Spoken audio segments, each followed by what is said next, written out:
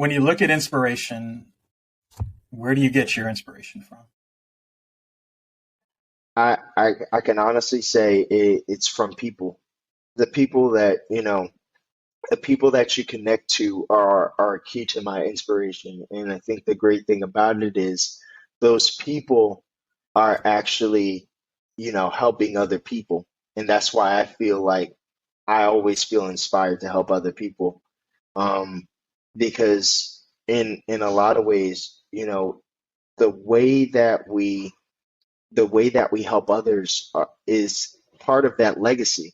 Beyond the legacy for me means that I'm actually doing what I can to help somebody else that may need it the most.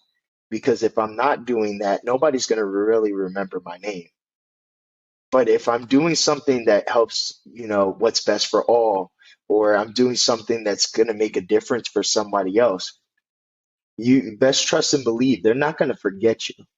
And, history as we know it is not going to forget you because you actually did something to make the difference for somebody else.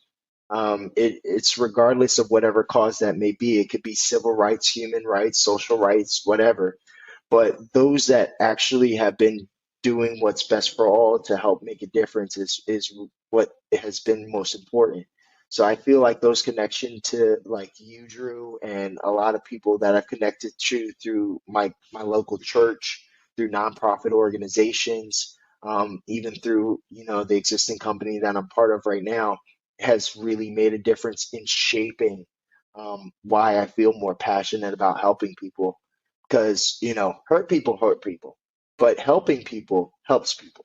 So you want to do what you can to help people as much as you can. And I think that's why it's important that I like people connections like that. It all makes sense. Like you're definitely a bridge to many. You've been a mentor to many.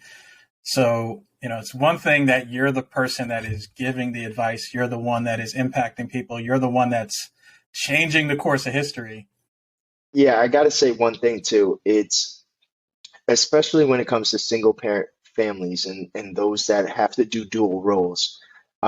It's just like something clicks in them saying that I want the best for my children and I want to do what I can to make a difference. Now, at the beginning stages of my life, my mom even had to go through chemotherapy and had to deal with cancer treatments. And at the same time, think about what can I do to make sure that my kids are going to make a difference. Like, it's just something that really kicks into them intuitively saying, I got to do something.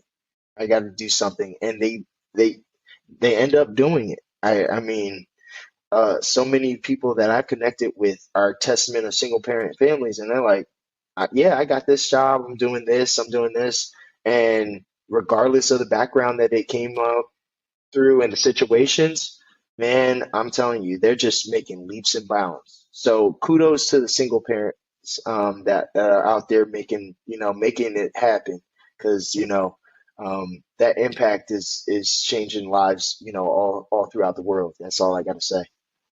Amen to that. This is a loaded question, but what's the best advice of many that you've received that you've applied to your life? One professor told me this, and it hasn't it's resonated throughout.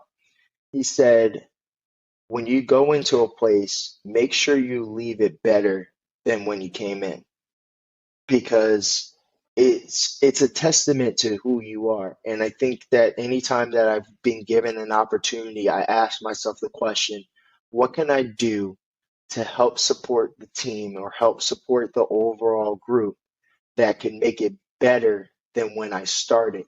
And in each role that I've worked in, both corporate and nonprofit, I've tried to do my best to really put in that effort. And, that's really shown because people are like, well, can we get that? Can we get Greg as part of this assignment? Can we get him connected to this group? Why don't you invite him? Because I feel like he's going to be a good connector.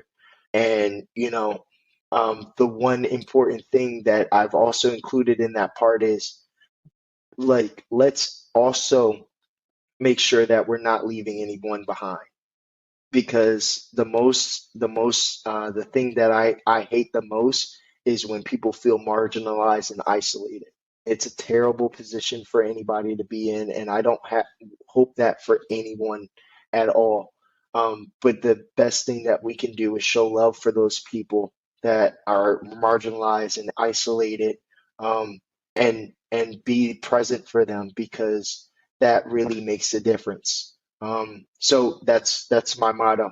If I go into a place, I want it to be better than it was, because that's really a testament of, who I am and how I can help others.